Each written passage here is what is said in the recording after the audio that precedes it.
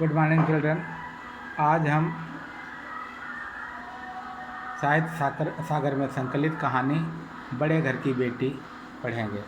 बड़े घर की बेटी एक सामाजिक कहानी है जिसमें लेखक मुंशी प्रेमचंद जी ने एक बड़े घर की बेटी बड़ी होती है, उसका सम्मान बड़ा होता है और वह दूसरों का भी सम्मान रखती है, क्योंकि जब व्यक्ति में बड़प्पन होता है तो बड़प्पन केवल कहने का नहीं होना चाहिए, बल्कि वह बड़प्पन उसमें दिखना भी चाहिए। बेनी माधव सिंह एक जिम्मेदार हैं। वह काफ़ी संपन्न व्यक्ति थे, लेकिन समयांतर में उनके पास में उतनी व्यवस्था नहीं रह गई और उनके पास में समस्या आई। लेकिन आज उनके पास में उतनी समस्या नहीं है, बल्कि उनका एक लड़का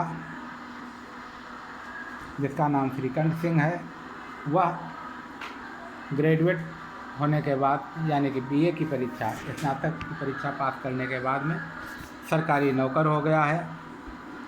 और उनका छोटा लड़का वह तगड़ा तंदुरुस्त ज़रूर है, लेकिन कोई काम नहीं करता, अपना पहलवानी करना और इधर उधर घूमना, यही उसका कार्य है। श्रीकंठ सिंह एक सामाजिक व्यक्ति हैं। वो रामलीला तथा दूसरे प्रकार के सामाजिक कार्यों में बढ़ चढ़ करके भाग लेते हैं, जबकि उनका भाई ऐसा नहीं करता है। वह खाने पीने का शौकीन है और अपने किस प्रकार से घर का काम काज चल रहा है इससे उसका कोई मतलब नहीं है। वह केवल अपने सुख सुविधाओं के लिए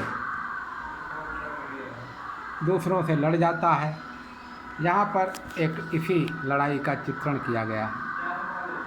श्रीकंठ सिंह बाहर रहते हैं और वो सप्ताह के बाद में घर आते हैं, जबकि उसकी पत्नी आनंदी एक जमींदार की बेटी है। वह घर के लिए समर्पित है और घर में जो छोटा बड़ा है उसी के द्वारा वह काम चलाती है। वह अपने पति से कोई विशेष चीज़ का आग्रह भी नहीं करती है और न ही अपने पति से कोई विशेष मांग करती है। हाँ, लाल बिहारी थोड़ा ऐठोर किस्म का व्यक्ति है। एक दिन की घटना है कि आनंदी भोजन बना करके सबको भोजन करवा चुकी। लाल बिहारी कुछ देर से आता है और कुछ चिड़िया लेकर के आता है, उसे आनंदी को बनाने के लिए कहता है। आनंदी चिड़िया बनाती है, लेकिन घी कम होता है।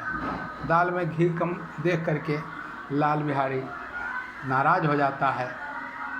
आनंदी से कहता है, घी क्या हुआ, घी क्यों नहीं पड़ा? तो बताती है कि थोड़ा सा घी था जो आपने चिड़िया बनवाई है, चिड़ियों का मांस बनवाया है, उसमें पड़ गया, अब घी नहीं बचा है।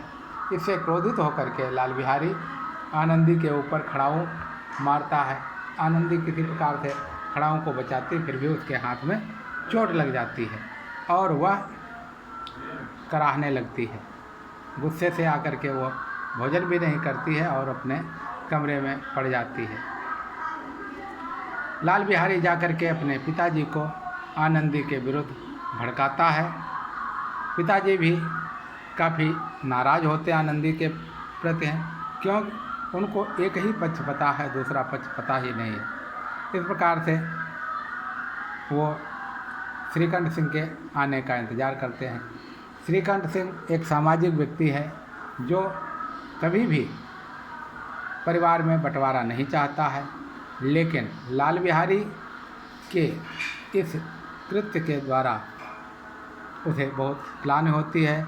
जब आनंदी उसको को देखता है, आनंदी के द्वारा पता चलता है कि उसके छोटे भाई लाल बिहारी ने उसके साथ में इस प्रकार का व्यवहार किया, तो वो बहुत दुखी भी होता है और अपने पिताजी को जाकर के पूरी वार्ता कहता है। यहाँ तक कहता है कि लाल बिहारी का मैं अब मुँह तक नहीं देखना चाहता हूँ, हमको अलग कर दीजिए और मैं अलग रहूँगा जा कर के। इसके बाद में वह अपने कमरे में चला जाता है। आनंदी उसे समझाती है। तब तक लाल बिहारी को अपनी भूल पर पछतावा होता है और वो जाता है। आनंदी से कहता है, भाभी भैया से कह दो कि मैं जा रहा हूँ, क्योंकि वो हमारा मुँह भी नहीं देखना चाहते हैं। आनंदी कहती है को जो इतना अपमान स्वीकार कर चुकी थी, लेकिन उसका गला भर आता है और वो श्रीकर्ण सिंह से कहती है, देखो भैया जा रहे हैं, इनको रोको। श्रीकर्ण सिंह कहते जाने दो, उसका हम क्या करेंगे, ऐसे नालायक की में कोई आवश्यकता नहीं। लेकिन आनंदी समझाती है। आखिर लाल बिहारी को श्रीकर्ण सिंह जा कर के पकड़ लेते हैं और कहते हैं, ठीक है लाला, तुम कहीं नहीं जाओगे, तुम यहीं रहोगे और आज के बाद में ऐसा आचरण नहीं करना चाहिए। आप अपने बड़े लोगों का सम्मान करो, तभी तो कुछ हो सकता है।